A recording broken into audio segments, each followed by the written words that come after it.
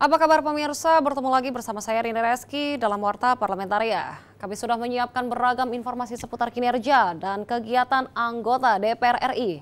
Inilah Warta Parlamentaria selengkapnya.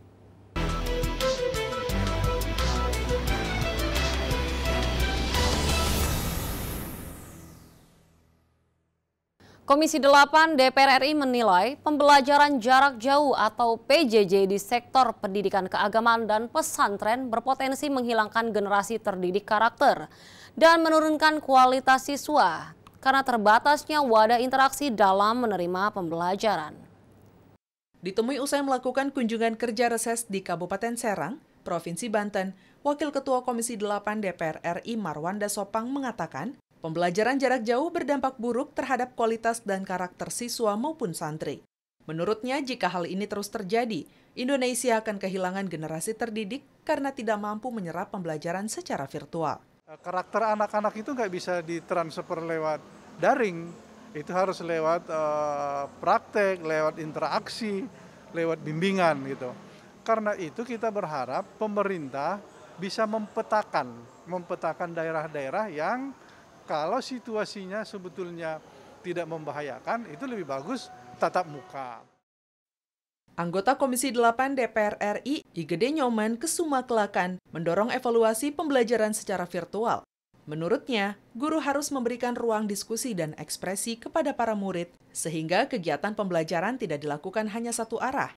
Diberikan kebebasan gitu loh. Ini kan satu arah terus, di media daringnya guru dengan anak-anak, jadi mereka nggak ada komunikasi dengan sekarang dirubah metodenya. Di samping dia dengan guru, harus ada waktu yang dikontrol oleh guru, mereka dengan teman-temannya berdiskusi dengan media daring gitu. Dari Kabupaten Serang, Hilman Hidayat, TVR Parlemen, melaporkan. Komisi 11 DPR RI mendukung program insentif pajak penjualan barang mewah atau PPNBM untuk sektor otomotif. Hal ini akan mendorong kembali geliat industri otomotif nasional dan industri-industri pendukungnya. Dalam kunjungan kerja reses ke Jawa Barat, Ketua Komisi 11 DPR RI Dito Ganinduto mengapresiasi Pemprov Jabar yang berhasil mendorong pertumbuhan ekonomi daerah sebesar 0,22%. Insentif PPNBM sektor otomotif dan relaksasi perbankan dinilai bisa berdampak positif pada pertumbuhan ekonomi nasional. Pendukung daripada pabrik tersebut, ya, industri-industri yang mendukung itu akan mendapatkan suatu kesempatan yang luar biasa banyaknya dan demandnya akan naik, ini sangat menambah lapangan pekerjaan. Sementara itu, Sekretaris Daerah Provinsi Jawa Barat Setiawan Wangsa Atmaja menjelaskan, pertumbuhan ekonomi Jabar sangat bergantung pada keberhasilan penanganan pandemi COVID-19. Untuk itu, program pemulihan ekonomi, Pemprov sudah berkonsultasi dengan Kementerian Keuangan dan PT SMI. Masa untuk penyelamatan, kemudian yang kedua adalah pemulihan, dan yang ketiga adalah penormalan. Dan masing-masing periode ini kami mempunyai strategi dan program maupun kegiatan. Insentif PPNBM mobil baru akan dimulai pada Maret 2021, terdiri dari 3 periode, yaitu periode Maret hingga Mei insentif 100%, PPNBM pada Juni hingga Agustus sebesar 50%, kemudian periode September hingga Desember diberikan 25%. Dari Jawa Barat, Iqbal Subarsah, TVR Parlemen, melaporkan. Wakil Ketua DPR RI Muhaimin Iskandar mendukung program bantuan tunai bagi para pelaku UMKM sehingga bisa bertahan di tengah pandemi COVID-19. UMKM telah terbukti menjadi salah satu penyelamat ekonomi nasional di masa krisis. Usai berdialog dengan para peternak ikan cupang dalam rangkaian roadshow politik kesejahteraan di Kabupaten Sukabumi, Jawa Barat, Muhaimin Iskandar berpendapat, UMKM ada yang tumbuh karena momentum, ada juga untuk pemasaran. Untuk itu UMKM harus diperkuat dengan bantuan permodalan, peningkatan keterampilan, dan dukungan teknologi, serta menciptakan pasar yang kondusif di tingkat lokal maupun nasional. Bantuan dalam bentuk natura barang sudah tidak zamannya lagi. Kalau bisa hari ini bantuan pemerintah sifatnya cash. Supaya apa? Terjadi proses belanja. Supaya terjadi proses jual beli. Ekonomi tumbuh. Nah, bantuan langsung tunai ini semua level. Pada kesempatan yang sama, Ketua Komisi 10 DPR RI Syaiful Huda mengatakan, pemerintah belum menyentuh UMKM di sektor ekonomi kreatif secara mendasar. Pemerintah diminta menciptakan ekosistem yang berkelanjutan dan permanen bagi pelaku ekraf, sehingga UMKM ekraf tidak menjadi fenomena ekonomi sesaat di Indonesia. Nah, menciptakan ekosistem dalam penciptaan ekonomi kreatif menjadi penting. Nah, ekosistemnya harus caranya gimana? Dikasih bantuan modal, difasilitasi, dilakukan upskilling. Sangat mungkin dan sangat bisa pembudidaya ikan cupang menjadi bagian dari ekonomi kreatif kita di masa yang akan datang. Dalam kesempatan ini, Wakil Ketua DPR RI Muhaimin Iskandar menyerahkan bantuan permodalan bagi salah seorang peternak ikan cupang. Dari Jawa Barat, Nuki dan Aang, TVR Parlemen melaporkan. Jangan kemana-mana pemirsa, karena kami masih memiliki banyak informasi lain dalam Warta Parlamentaria. Di antaranya datang dari Komisi 7 DPR RI, jaring aspirasi terkait energi baru terbarukan. Setelah jeda berikut ini.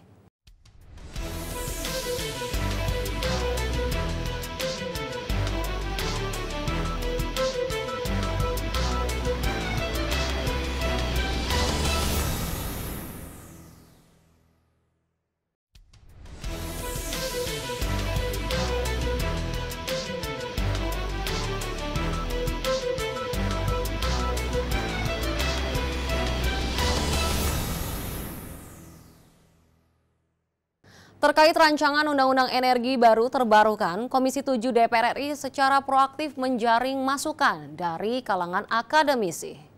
Ditemui usai menjadi pembicara dalam pembahasan tentang rancangan Undang-Undang Energi Baru Terbarukan di Auditorium Universitas Muhammadiyah Malang, Ketua Komisi 7 DPR RI Sugeng Suparwoto mengungkapkan pihaknya terbuka terhadap masukan dan aspirasi dari kalangan akademisi, pelaku usaha, ataupun asosiasi-asosiasi dalam merancang rancangan Undang-Undang Energi Baru Terbarukan. Menurut Sugeng, meski di tengah pandemi COVID-19, DPR secara serius mempersiapkan rancangan Undang-Undang Energi Baru Terbarukan ini agar segera disahkan menjadi undang-undang. Jadi ini sudah mendengar juga masukan dari seluruh stakeholder ya, seluruh pemangku kepentingan, baik kampus, pelaku usaha dan juga asosiasi-asosiasi sudah kami undang ke DPR. Dan sekarang kami yang proaktif juga. Saya akan keliling ke kampus-kampus ini loh, EBT, tolong dikoreksi undang-undang ini. Rektor Universitas Muhammadiyah Malang, Fauzan mengucapkan terima kasih kepada Komisi 7 DPR karena telah ditunjuk menjadi tempat diskusi ilmiah terkait rancangan Undang-Undang Energi Baru Terbarukan. Tentu saja kepentingan kami tidak hanya sekedar persoalan backup hukumnya, tetapi memperkuat jaringan kami sehingga ini ada kepastian bisa dilakukan. Dan ini adalah menjadi tekad kami dan sudah 1 bulan terakhir ini kami selalu lakukan komunikasi dalam rangka untuk memperkuat EBT ini. Dari Malang, Jawa Timur, Oki Zulindra, TVR Parlemen melaporkan. Komisi 10 DPR RI menyoroti alokasi anggaran pendidikan yang belum maksimal di beberapa kabupaten kota. Komisi 10 berpendapat diperlukan pengawasan terhadap pengelolaan anggaran pendidikan agar transparan dalam rangka memenuhi percepatan pembangunan pendidikan. Pada agenda RDP Panja Peta Jalan Pendidikan secara virtual, Wakil Ketua Komisi 10 DPR RI Agustina Wilujeng Pramestuti menyoroti anggaran pendidikan kabupaten kota yang belum maksimal. Karena pada pelaksanaannya, sekolah swasta belum mendapatkan stimulus anggaran yang setara. Perlu dibuat formulasi khusus bagaimana sekolah swasta suatu hari nanti, sebuah tahun ke depan, itu juga mendapatkan siswanya, jadi bukan sekolah swastanya, siswanya itu mendapatkan pembiayaan dari pemerintah. Artinya bahwa seluruh sekolah dasar dan SD dan SMP itu harus gratis. Anggota Komisi 10 DPR RI Eva Stefani Rataba menyoroti lemahnya pengawasan pengelolaan anggaran pendidikan, salah satunya adalah dana BOS. Menurut Eva, pengelolaan anggaran yang tidak efektif bisa menghambat aktivitas belajar mengajar. Mungkin penggunaan single account di sekolah-sekolah yang terkoneksi secara ketat dengan sistem perbankan mungkin perlu diberlakukan, di mana kontrol terhadap setiap detail penggunaan anggaran tersebut secara ketat dapat dilakukan. Eva berharap alokasi anggaran sebesar 20% yang berasal dari APBN dan APBD bisa digunakan dengan baik dan tepat sasaran, sehingga peningkatan dan perbaikan pendidikan di Indonesia bisa tercapai. Tim Liputan TVR Parlemen melaporkan. Anggota Komisi 10 DPR RI mengapresiasi tingkat literasi dan minat baca di Kabupaten Indramayu, Jawa Barat. Inovasi harus terus dilakukan agar minat baca masyarakat terus berkembang. Dalam kunjungan kerja spesifik ke Jawa Barat, Desi Ratnasari menilai pengembangan literasi melalui perpustakaan daerah akan membawa manfaat keilmuan dan keterampilan di masyarakat dalam mengembangkan kearifan lokal. Hal ini diharapkan juga berdampak pada kesejahteraan masyarakat. Tentunya ini menjadi sebuah kegiatan yang harus sinergi dan berkelanjutan sehingga masyarakat betul-betul merasakan, oh iya, perpustakaan itu bermanfaat loh buat kita. Perpustakaan itu merupakan sumber ilmu, merupakan sumber informasi utama sehingga kita bisa bergerak. Anggota Komisi 10 DPR RI Nur Roji mengatakan, tingkat literasi masyarakat didukung oleh peran aktif komunitas baca yang ada di Indramayu. Keberadaan komunitas baca harus dikembangkan untuk membantu menumbuhkan kesadaran dan minat baca masyarakat. Tidak hanya menulis lalu dibaca, lalu sebagai referensi aja nggak dipraktekkan. Maka itu saya mendorong juga ada komunitas atau bagian lain yang bukan cuma membaca tetapi menulis kearifan lokal ya terkait dengan misalkan sejarah tentang kebudayaan itu mencakup teknologi. Kabupaten Indramayu memiliki program unggulan terkait perpustakaan dengan menggalakkan program Gerbang Maca atau Gerakan Pengembangan Indramayu Membaca. Di antaranya, kunjungan pemustaka usia dini, layanan perpustakaan keliling ke daerah terpencil dan terjauh, membaca 15 menit sebelum belajar, dan sudut baca. Dari Jawa Barat, Dodi Muharam, TVR Parlemen, melaporkan. Komisi 7 DPR RI mendorong Pertamina memberikan perhatian serius terhadap distribusi LPG 3 kg bersubsidi di sejumlah daerah di Indonesia. Di Gedung Nusantara 1 DPR RI Jakarta, Wakil Ketua Komisi 7 DPR RI Alex Nurdin menekankan distribusi LPG 3 kg bersubsidi harus lebih hati-hati. Terjadinya kelangkaan LPG bersubsidi tersebut berdampak pada melambungnya harga yang melebihi harga eceran tertinggi. Akibatnya masyarakat yang selama ini menggunakan LPG 3 kg bersubsidi yang dirugikan. Jadi Pertamina harus benar-benar ini sebab rakyat semuanya itu sudah pakai gas kan gitu. Dulu peralihan dari minyak tanah ke gas, mereka sudah beralih, gasnya kurang. Ya, nah itu mesti hati-hati. Sementara anggota Komisi 7 DPR RI Sartono mengkritisi distribusi LPG 3 kg bersubsidi belum tepat sasaran. Masih banyak kelompok masyarakat yang mampu justru mendapatkan dan menggunakan LPG bersubsidi. Sistem penerimaan LPG 3 kg bersubsidi perlu dievaluasi. Yang menerima gas LPG ini bisa semua rakyat kadang-kadang. Semua strata kehidupan, ada yang rumah tangga, ada pedagang UMKM, ada di atasnya bahkan. Ada restoran, terus juga ada yang harusnya tidak layak menerima subsidi tapi mendapatkan juga. Ini juga harus diurai siapa-siapa yang berhak itu subsidi ini supaya tidak terjadi salah sasaran di lapangan ini. PT Pertamina Persero memprediksi subsidi untuk LPG 3 kg pada tahun 2021 tetap berada di kisaran 40 triliun rupiah dengan volume penyaluran naik menjadi 7,5 juta metrik ton. Alfat dan Dwi, TVR Parlemen melaporkan. Pemirsa, kami masih memiliki banyak informasi lain dalam Warta Parlamentaria. Tetaplah bersama kami.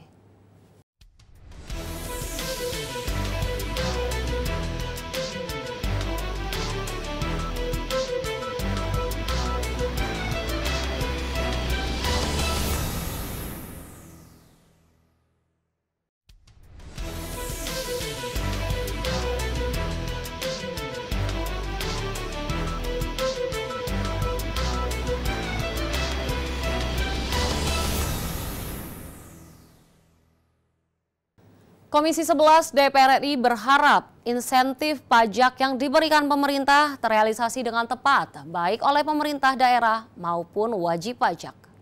Dalam kunjungan kerja spesifik ke Jawa Barat, Wakil Ketua Komisi 11 DPR RI Dolfi memahami ada penurunan target pajak di Jawa Barat, di mana banyak usaha masyarakat terdampak akibat pandemi COVID-19.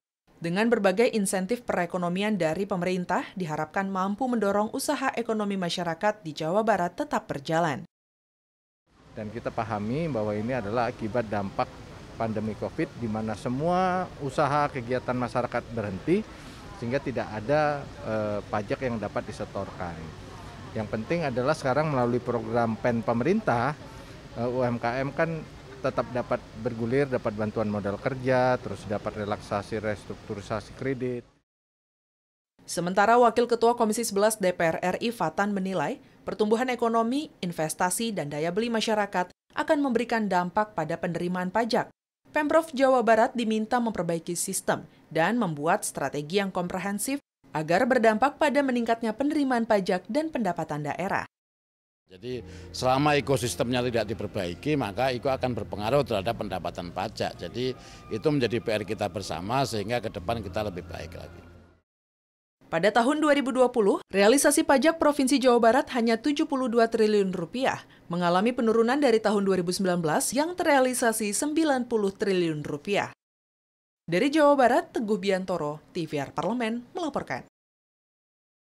Dalam rapat konsultasi BAKN dengan BPK, BAKN menyoroti anggaran subsidi energi yang cukup besar, di mana harus disertai kebijakan yang tepat dan pengawasan yang efektif, sehingga pengelolaan anggaran bisa tepat sasaran kepada golongan masyarakat yang berhak menerima. Anggota Badan Akuntabilitas Keuangan Negara Ahmad Najib mengatakan, ini adalah rangkaian BAKN dalam menelaah hasil kajian BPK, khususnya terhadap subsidi energi. Ahmad Najib berharap, ke depannya tata kelola subsidi energi benar-benar efektif, di mana penerimaannya tepat sasaran dan anggarannya bisa dioptimalkan secara benar.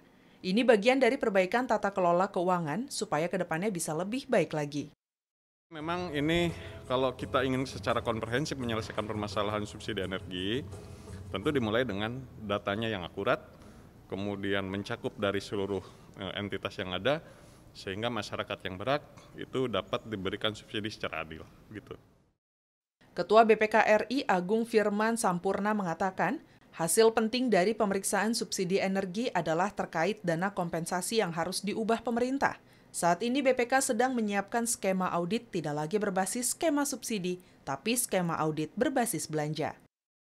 Jadi dana kompensasi ini dari Badan Pemeriksa Keuangan Republik Indonesia sendiri sedang kita siapkan agar skema auditnya tidak lagi model audit subsidi, tetapi dia akan diaudit sebagai belanja biasa.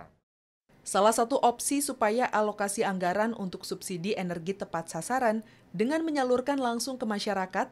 Dari Jakarta, Andri, TVR Parlemen, melaporkan. Menanggapi belum optimalnya program digitalisasi SPBU dan masih jauh dari target, anggota Komisi 7 DPR RI mengimbau Badan Pengatur Hilir Minyak dan Gas atau BPH Migas mengawal percepatan realisasi digitalisasi SPBU.